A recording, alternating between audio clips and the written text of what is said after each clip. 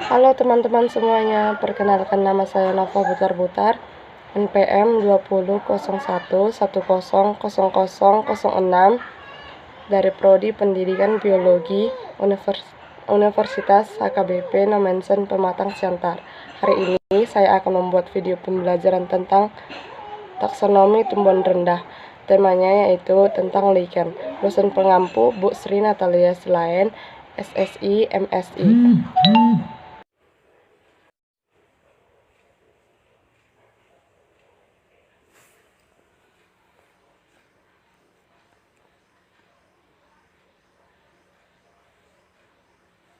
Hai teman-teman.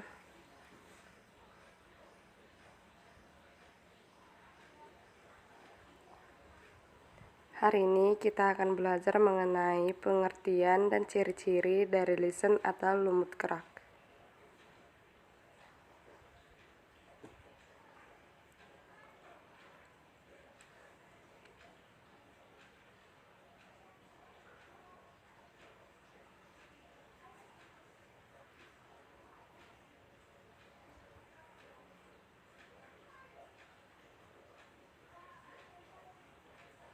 Sebelumnya, apa sih itu lichen?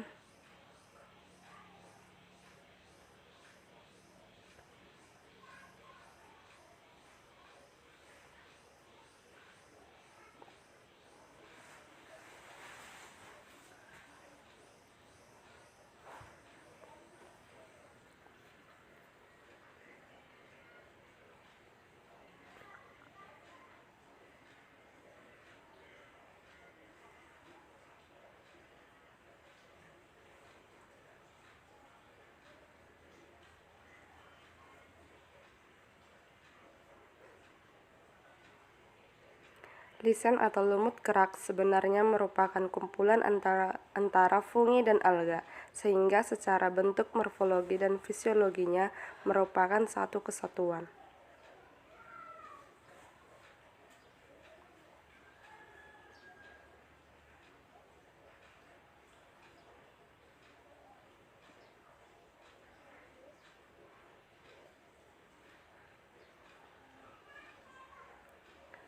Lumut kerak atau lichen merupakan hasil asosiasi simbiosis yang terjadi antara fungi dan alga. Bentuk simbiosis tersebut adalah simbiosis mutualisme dan helotisme.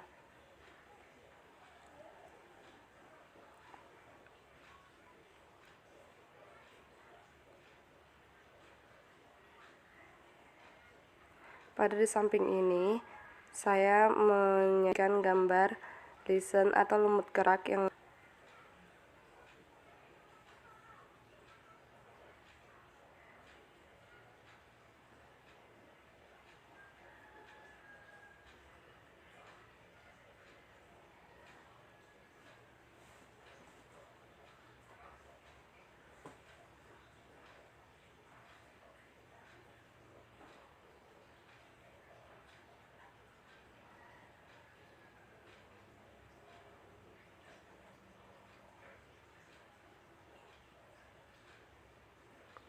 apa aja sih ciri-ciri lichen itu?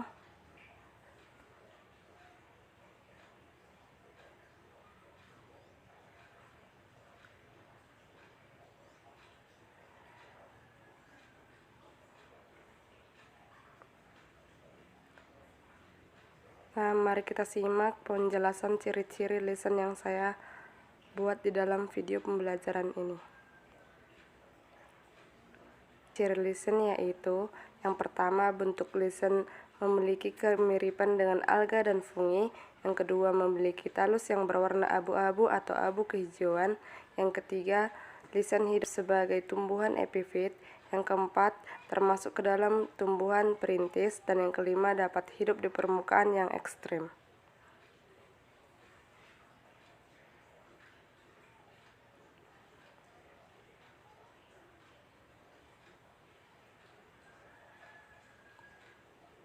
Berdasarkan bentuknya, lumut kerak atau lichen dibagi menjadi 4 bentuk, yaitu yang pertama krustose, yang kedua foliose, yang ketiga fruktose, dan keempat squamulose.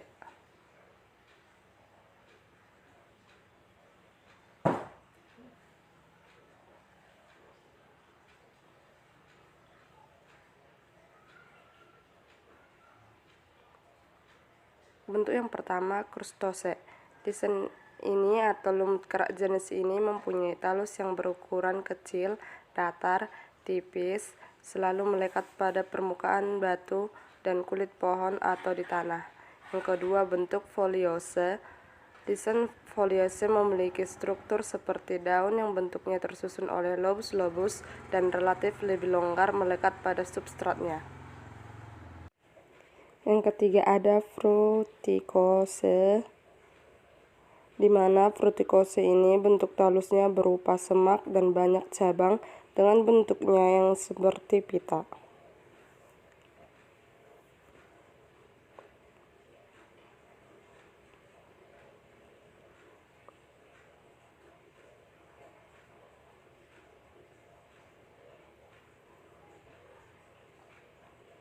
Dan yang keempat ada squamulose, di mana lisan jenis squamulose ini memiliki lobus-lobus seperti sisik yang disebut squamulus dengan ukuran yang lebih kecil dan saling bertindih, serta sering memiliki struktur tubuh buah yang disebut dengan podetia.